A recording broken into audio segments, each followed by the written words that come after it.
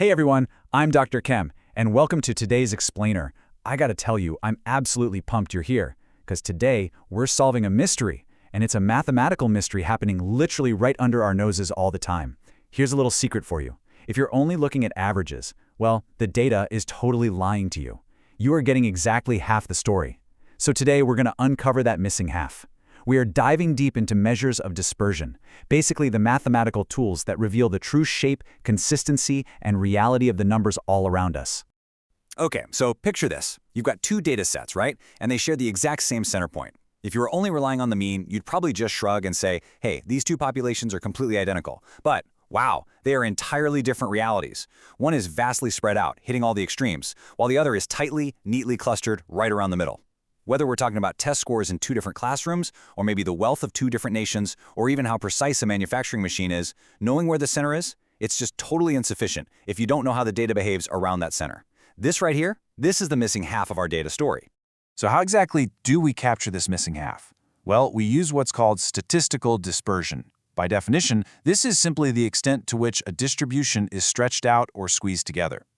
You'll also hear folks call it variability or scatter or spread.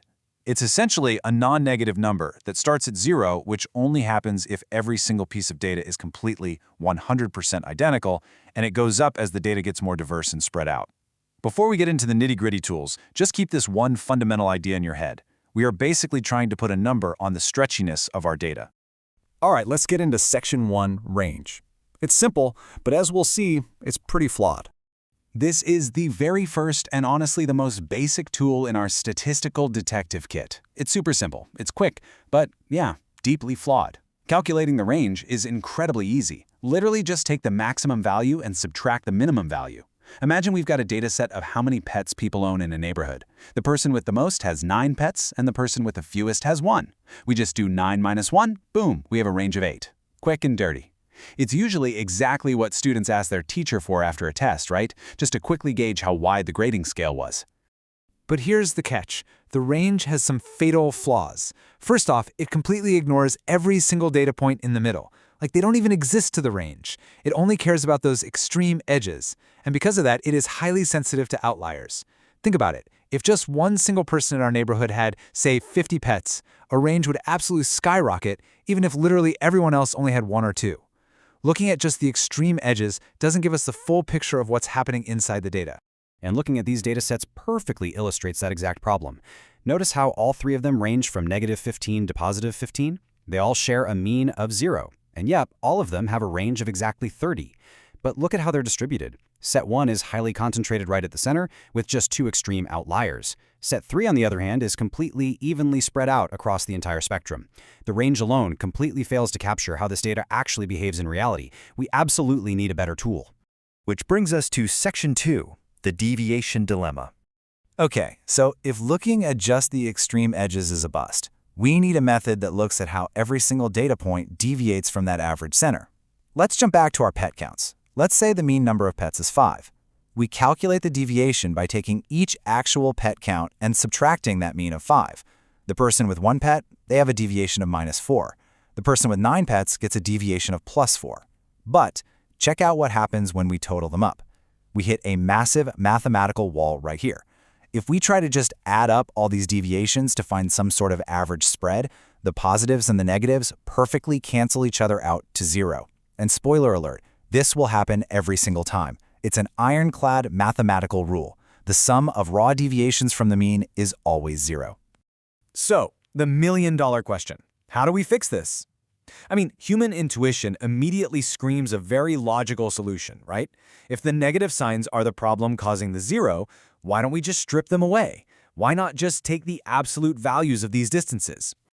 Well, guess what? We actually can. This method is called the mean absolute deviation, or MAD for short.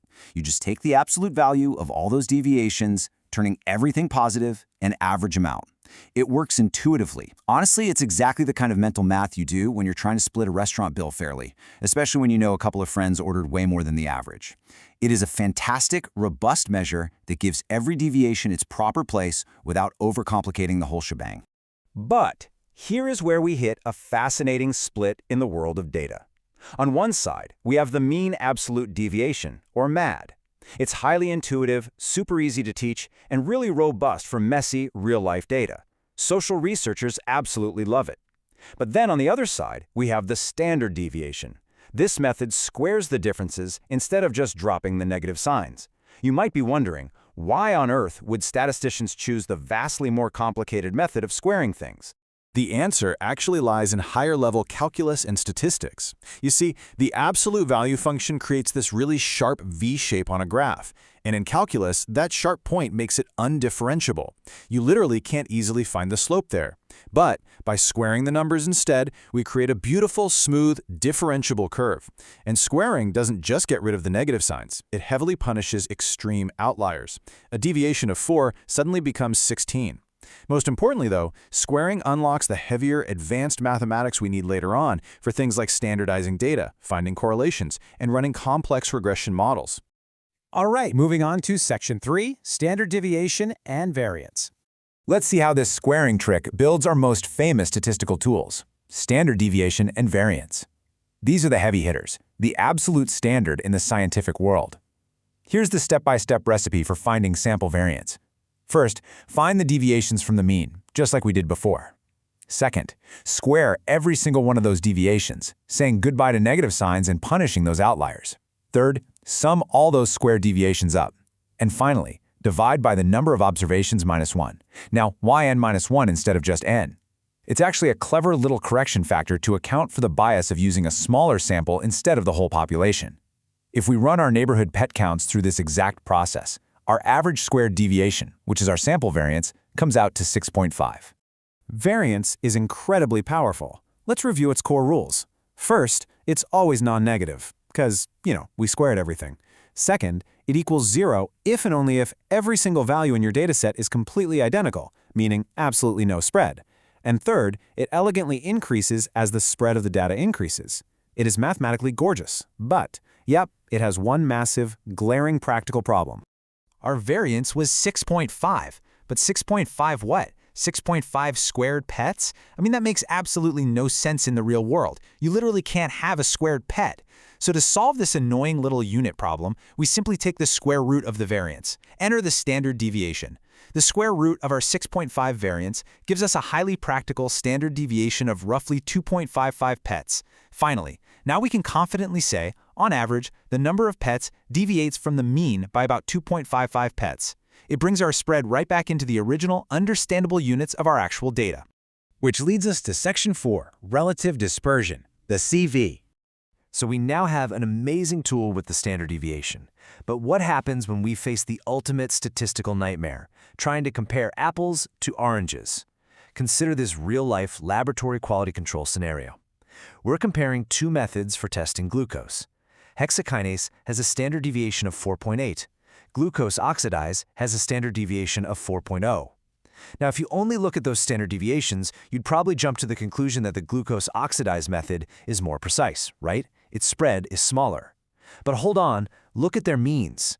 The hexakinase mean is much higher at 120, while the other is only sitting at 100. A standard deviation naturally tends to get larger as the concentration or the mean of the data gets larger. So comparing their standard deviations directly is just wildly misleading. To fix this, we introduce our final tool for today, the coefficient of variation, or CV. You might also hear it called the relative standard deviation.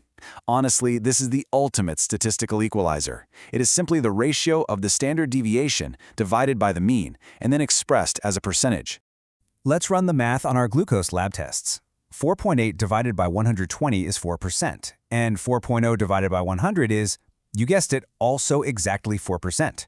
When you calculate them as a percentage of their respective means, both of these glucose testing methods actually have the exact same relative variation of 4%. They are equally precise.